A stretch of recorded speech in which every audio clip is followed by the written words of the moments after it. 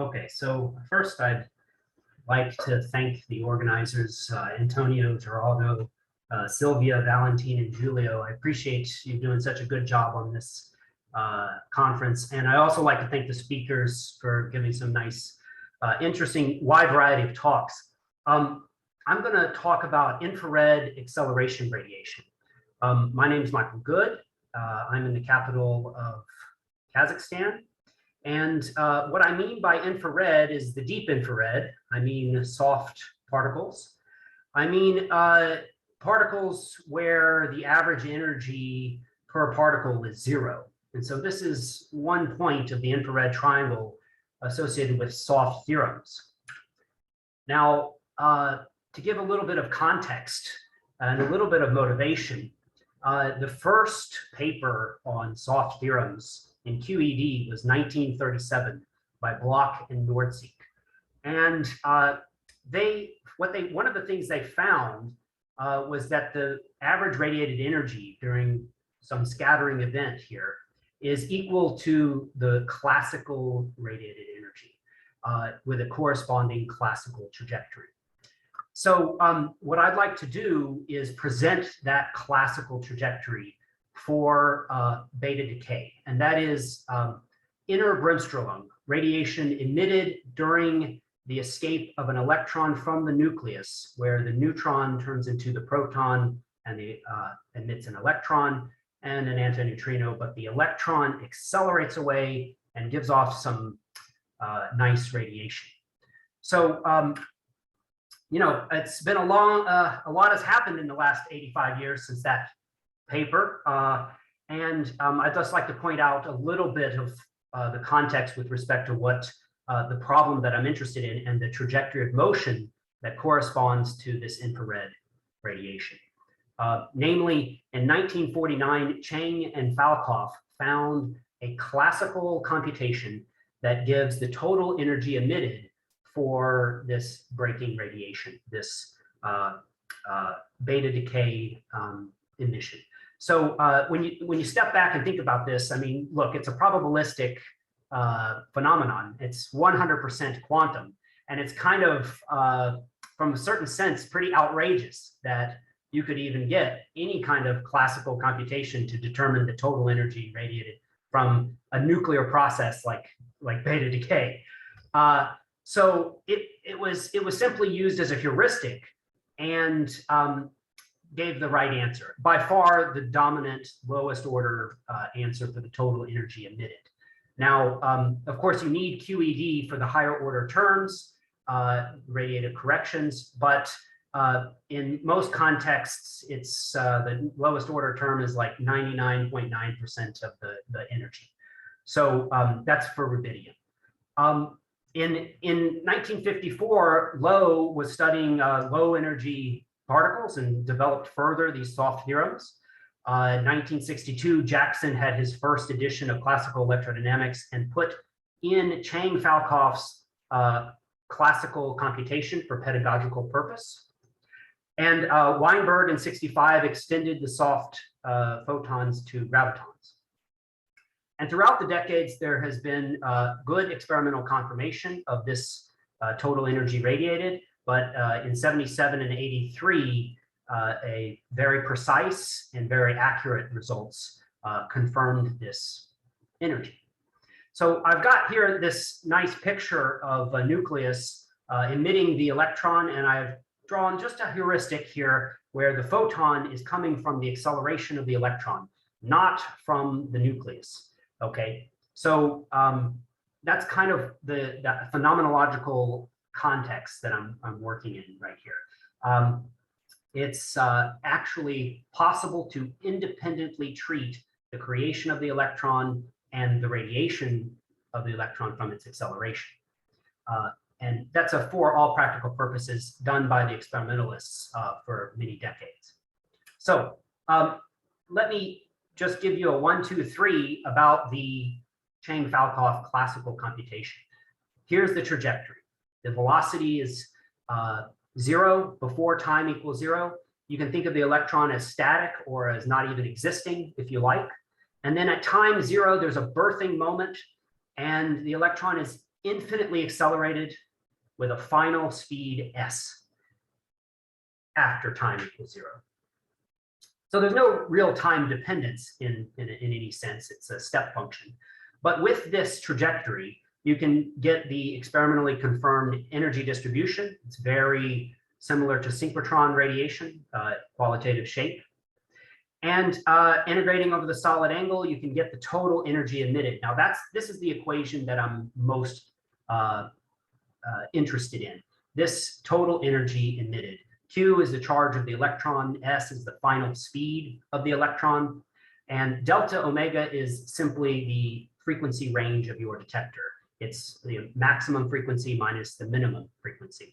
Of course, if you close your eyes, you're not going to see any energy. So you need to have a detector that's has some sort of range of frequencies, and that's encapsulated in this delta omega.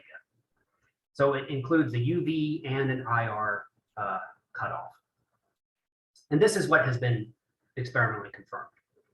So what I'd like to do is understand this classical computation a little bit, because it seems so interesting to have a classical computation give results that are associated with QED and soft emission. And so what I'd like to do is use the semi-classical model of the moving mirror, where it has some deep analogies with moving point charges. Namely, recently it's been discovered that the power is proportional to the proper acceleration squared. And this is for a 3+1 dimensional moving mirror. This is a quantum power in contrast to Lamar's power, which is classical and has the coupling of the charge out in front. So as you'll notice, this is free of negative energy flux because no matter whether you're accelerating or deaccelerating, the power is always positive. And so this is one motivating reason why I would like to use a semi-classical moving mirror to understand this electron radiation. But the analogy goes even further. In fact, in 1982,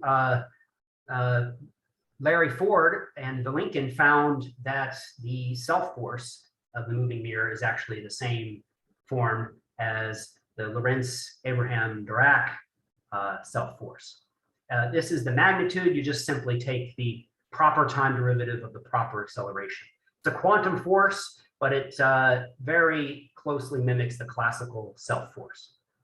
And so to give a little bit of a drum roll, if you will, here is the new trajectory that I'm proposing, and it's continuous. It is, S is the final speed of the electron, R is a legitimate radius ranging from 0 to infinity. Kappa is simply the one-dimensional parameter of the system. It is in acceleration units, and it sets the scale. So you might imagine that that's going to be related to the sensitivity of your detector in the classical case. So this is the inverse speed, and what I've done is computed the trajectory, plotted it on this Penrose diagram, and you can see it's globally well-defined. It's asymptotically inertial in the far past and far future. It goes to some finite speed at time like future infinity. It always travels below the speed of light, and it starts off at rest. So in a sense, you can kind of imagine the electron might be hidden inside the neutron, sitting there slowly accelerating out, and it's always existed since the beginning of time. Time here ranges from negative infinity to plus infinity. But it's this trajectory that I'd like to focus a little bit more and give you a little bit more orientation of its dynamics, because it is so interesting. Namely, if you look at the speed, it looks like this step function, right? It starts off at 0 speed, has this nice strong acceleration until it goes to a final drifting speed. Here I've set the final drifting speed close to the speed of light. And in a large kappa approximation, it does give this step function. But I won't need any approximations at all. This will be exact. So if you look at the proper acceleration, you'll notice that again, in far past and far future, It's asymptotically inertial. There's zero acceleration. The acceleration is always to the right. Here I'm going to have the electron or the mirror move to the right by convention, and it's always positive to the right. So there's never really any braking radiation in the sense that it's decelerating. It's actually just a decreasing acceleration, but it's still to the right. But it has a peak around t = 0. Okay, so that gives you a little bit of a handle of what kind of trajectory we're working with. And well, there's a new prediction. Here, you can now have time dependence, and you can derive, just plug it through classical electrodynamics and get the time-dependent power distribution.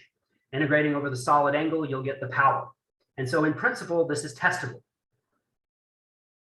Here, the gamma is a Lorentz factor in terms of beta. Beta is the speed of the electron. You can see that when beta is 0, you get 0 power. When beta is s, you get 0 power. You can express beta in terms of time, if you will. I've put it in terms of beta simply so that it's nice and compact. Moreover, it is consistent. You take an integral with respect to coordinate time, and you'll get the observed, experimentally confirmed total energy emission from lowest order inner bremsstrahlung. This is associating kappa with the detector sensitivity, and also making sure you throw in that charge because there's a coupling. So you can put the charge right with the kappa if you like. So you can find the self force as well, and you can integrate it from 0 to infinity over r, and you'll get exactly the same energy with a negative sign, demonstrating consistency with the conservation of energy. So the energy lost by the scatterer is the energy gained by the radiation. So there's no runaway solutions, but if you will, there maybe is a huge problem with acausal pre-acceleration, because the electron is always accelerating, has always existed since the beginning of time. Regardless, it gives you the answer that you need. Next, if you use the notion of a measure of power in terms of retardant time, you can plot that and get a nice flat plateau, which is indicative of equilibrium, constant power, which will make you think of a Planck distribution, and would give you certain hints that the soft particles are actually at some temperature. But if that kind of plateau is not enough to convince you that it's in a Planck distribution, we can solve the moving mirror model exactly and analytically with the Bogolubov coefficients, and you can see an explicit Planck distribution where the temperatures are residing in, the particles are residing in a temperature of heat bath of kappa over 2 pi, where kappa again is related to the charge and the sensitivity of your detector. You can plot this as a nice looking black body curve. There's no infrared divergences, and we've got a lot and you can integrate over both frequencies and you get the same energy. So this beta coefficients are consistent with the model. So that's what I'd like to say. I will go ahead and conclude.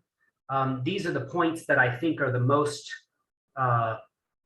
important, namely that this lowest order soft inner bremsstrahlung is an example of the dynamical Casimir effect, at least in some sense. Of course, it's an analog model in that sense, but it is somewhat of an example of it.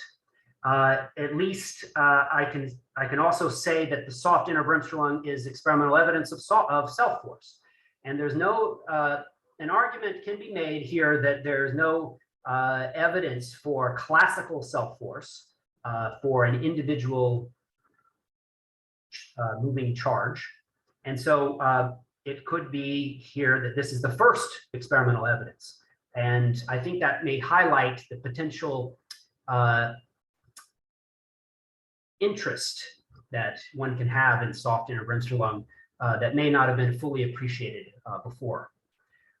Namely, the universality of the soft factor, spans regimes of classical, semi-classical, and quantum. It is relevant for all scattering processes. And so to have an equation of motion that characterizes it could find uses in other areas of physics. So the last point I'd like to make is that the moving mirror model has an exact correspondence with black holes, not just at late times, but in fact, in the S-wave sector, it's exactly corresponds to the same particle creation. And that's been derived for the Schwarzschild, the Reiser-Nordstrom, the Kerr, the de Sitter, the anti-de Sitter, extremal black holes, as well as the Schwarzschild de Sitter spacetime. And so therefore, we know that this trajectory is going to correspond to a very particular spacetime metric that will give off a finite amount of energy, a soft energy, if you will, that has an analog model in the laboratory that we can learn about this type of spacetime. And namely, this spacetime will be that of a black hole remnant because the evaporation process stops with a finite amount of energy emission. And then there is still a Doppler shift in the field modes afterward, giving you a clue that there is something left over. The black hole has stopped radiating, but still exists, if you will. So in the future, we'd like to study this soft spacetime and learn about this metric. So I very much appreciate your time, and thank you. Thank you, Mike, for the talk. Is there any question for this? Yeah, there is one by Balasubra 9. So 3 questions. Well, let's go for the first one. So if you want to turn on your mic.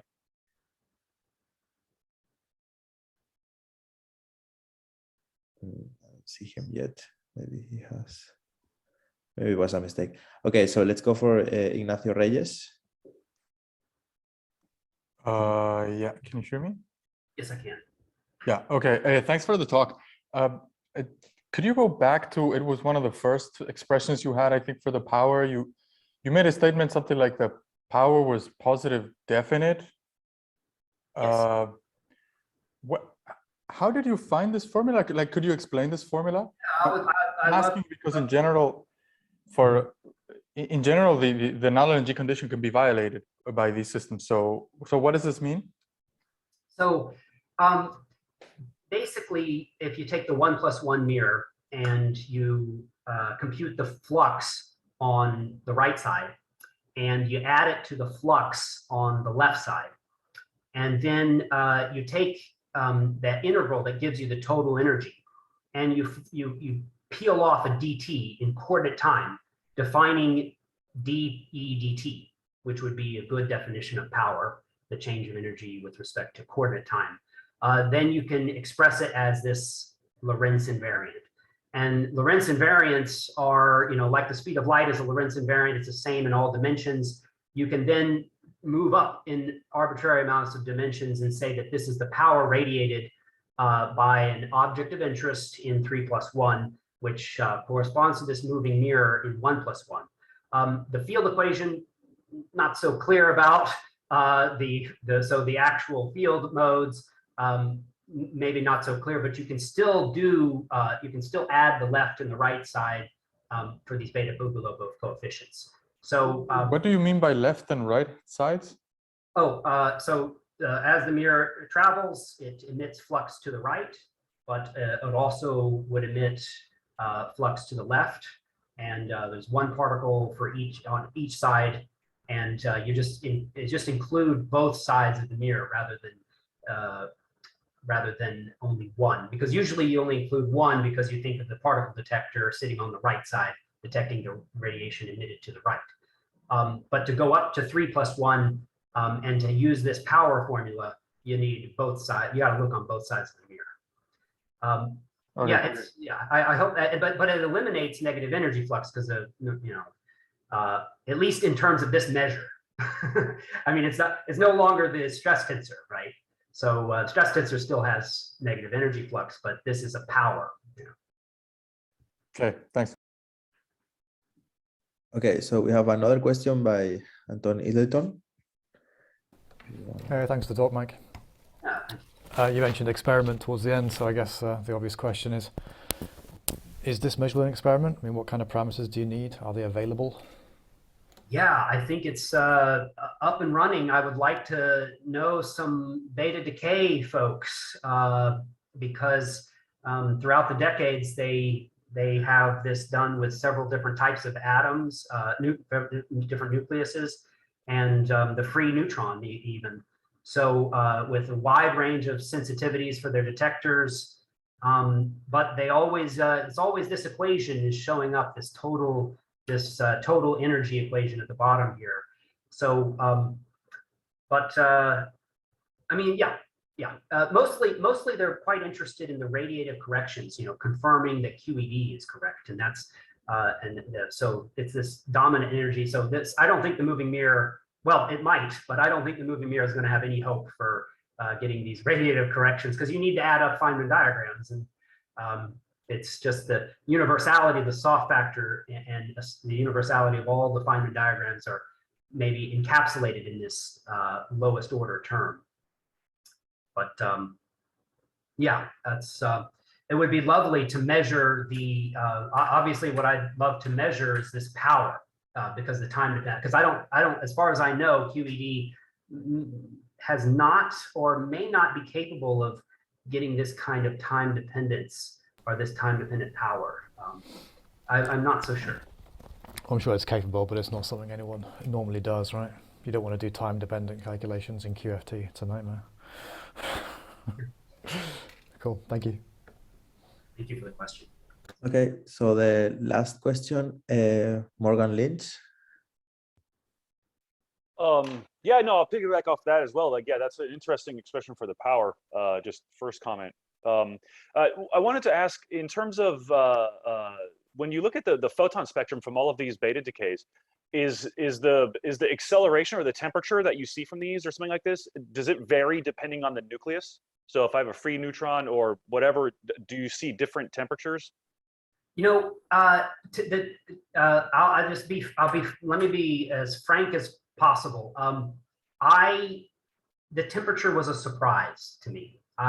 All the papers I read on beta decay, inner Bremsstrahlung, they never showed a temperature. So I was like, why in the hell is this soft particles in a thermal distribution? What is that? Why? I wasn't looking for that.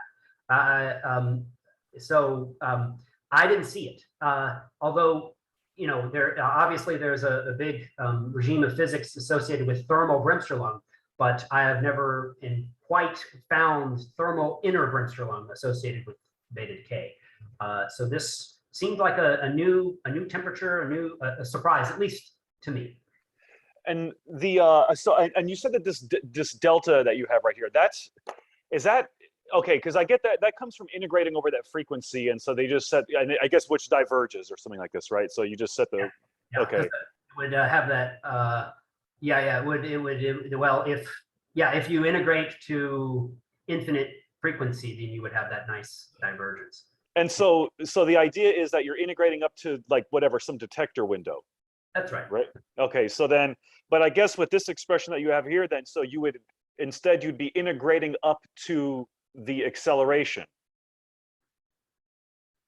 Right? Because you have your acceleration is given by this, because you can't, because I'm assuming, right, that acceleration should not be a function of whatever, whatever photon detector I'm using. You know what I'm saying? The acceleration, so you can think of the power, so this power is like the acceleration squared over 6 pi. So kappa would just be some acceleration parameter.